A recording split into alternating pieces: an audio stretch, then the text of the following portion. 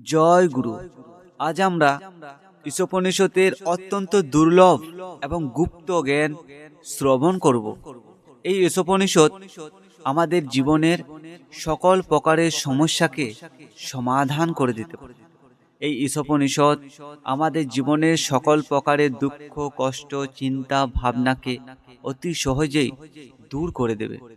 এই ঈশোপনিষদের জ্ঞান আমাদের এই অনন্ত দুর্লভ মনুষ্য জন্মের পরম উদ্দেশ্য ও পরম কর্তব্যকে প্রকাশিত করে দেবে।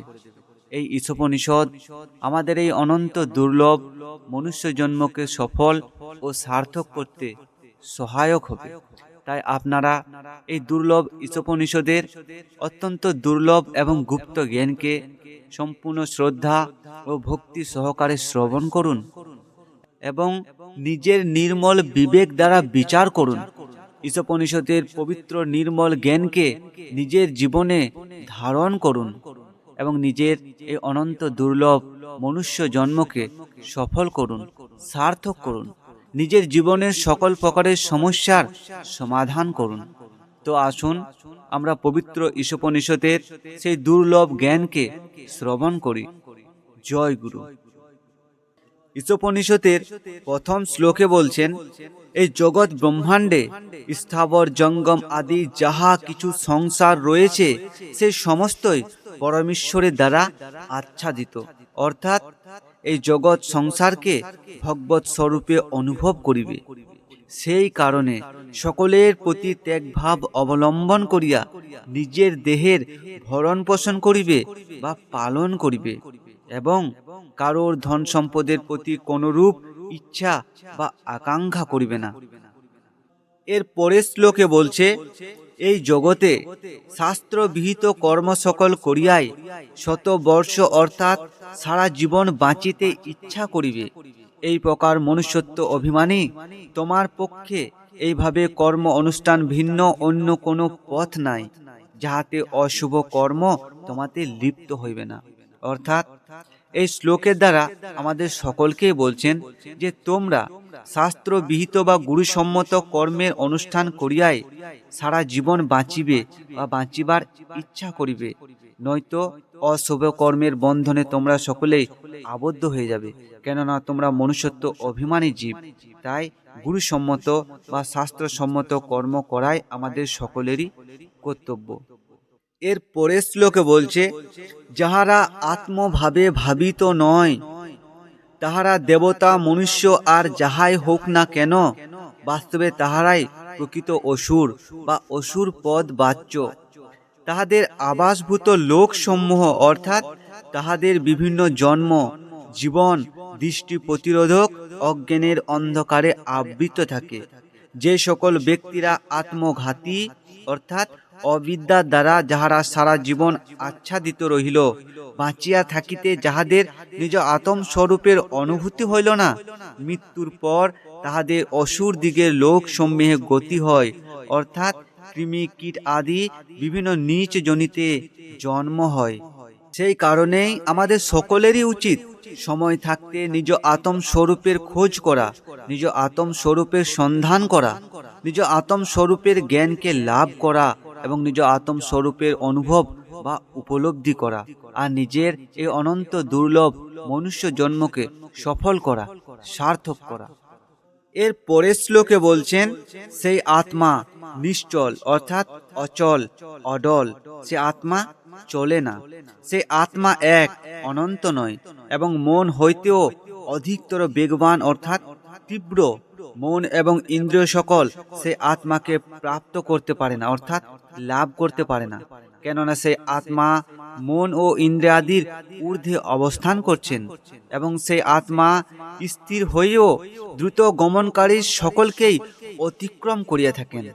আর সেই আত্মার সত্তাতেই বায়ু সকল প্রাণীর পবিত্র কর্মকে বিভাগ করিয়া দেয়।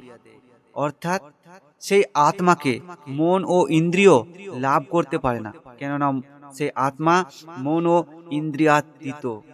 সেই কারণেই সেই আত্মাকে অনুভব বা উপলব্ধি করার জন্য একজন আত্মদর্শী, আত্মজ্ঞানী, স্বরূপ সিদ্ধ সদ্গুরুর শ্রীচরণপদ্মের আশ্রয় গ্রহণ করা আমাদের সকলেরই কর্তব্য। কেননা আত্মদর্শী, তত্ত্বজ্ঞানী, স্বরূপ সিদ্ধ গুরুর কৃপা বিনা আত্মস্বরূপের অনুভব বা উপলব্ধি করা কখনোই সম্ভব নয়। কেননা সেই রকম গুরুর নিকটেই সে আত্মাকে লাভ করার সে ভেদ, সেই রহস্য, সেই গুপ্ত জ্ঞান আছে, বা সেই রকম গুরুর কাছেই পাওয়া যায়। এর পরের শ্লোকে বলছে, সেই আত্মা চল অর্থাৎ চলেন, আবার সেই আত্মায় অচল অর্থাৎ চলেন না। সেই আত্মায় দূরে, আবার সেই আত্মায় নিকটে। সেই আত্মায় সমস্ত প্রাণী দেহের অভ্যন্তরে, আবার সেই আত্মায় সমস্ত প্রাণী দেহের বাহিরে অবস্থান করিতেছেন। এর পরের শ্লোকে বলছেন, যিনি সকল ভূতকে আত্মাতেই দেখেন এবং সমুদয় ভূতে নিজ আত্মাকে দেখেন, তিনি উক্ত অনুভূতির ফলে কাহাকেও ঘৃণা করেন না।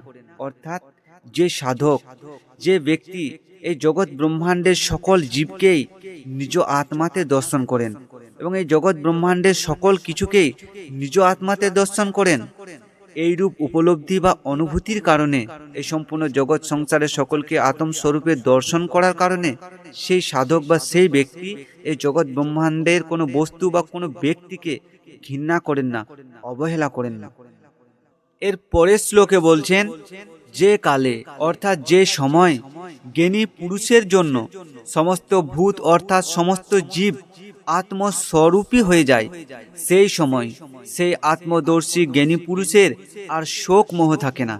অর্থাৎ যে সাধক এই সম্পূর্ণ জগৎ ব্রহ্মাণ্ডের সকল জীবকে আত্মরূপে দর্শন করেন, সেই রকম আত্মজ্ঞানী, আত্মদর্শী জ্ঞানী পুরুষের এই জগৎ সংসারে কোনো ব্যক্তি, কোনো বস্তুর প্রতি, নিজের দেহ ইন্দ্রিয়াদি, মান সম্মান, পদ প্রতিষ্ঠার প্রতি আর কোনো রূপ শোক থাকে না, কোনো রূপ মোহ থাকে না, কোনো প্রকার মায়া থাকে না। সে স্বচ্ছন্দ নির্মল জীবন মুক্ত হয়ে যায়। জয় গুরু। তো আজ এখানেই ঈশোপনিষদের প্রথম ভাগ সম্পূর্ণ করছি।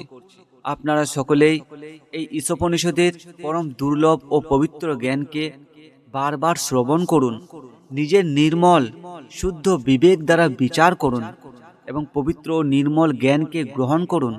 ঈশোপনিষদের এই নির্মল জ্ঞানকে নিজের জীবনে ধারণ করুন এবং সকল প্রকারের চিন্তা, ভাবনা, দুঃখ, কষ্ট থেকে, সকল প্রকারের সংকট থেকে, সকল প্রকারের ভয় থেকে সদা সর্বদার জন্য মুক্ত হয়ে যান। কেননা যেই ব্যক্তিরা ধর্মকে ধারণ করেন, যেই ব্যক্তিরা ধর্মের সাথে চলেন, ধর্মকে নিজের সঙ্গে নিয়ে চলেন, সেই ব্যক্তিরা এমনিতেই সকল প্রকার দুঃখ, কষ্ট, চিন্তা, ভাবনা থেকে মুক্ত হয়ে যায়। তাহাদের জীবনের সকল প্রকার সমস্যা এমনিতেই সমাপ্ত হয়ে যায়। তাই আপনারা সকলেই ধর্মকে ধারণ করুন, ঈশোপনিষদের জ্ঞানকে ধারণ করুন আর নিজের জীবনকে নির্মল, সহজ ও সরল করে তুলুন, নিজের জীবনকে সার্থক করে তুলুন। জয় গুরু।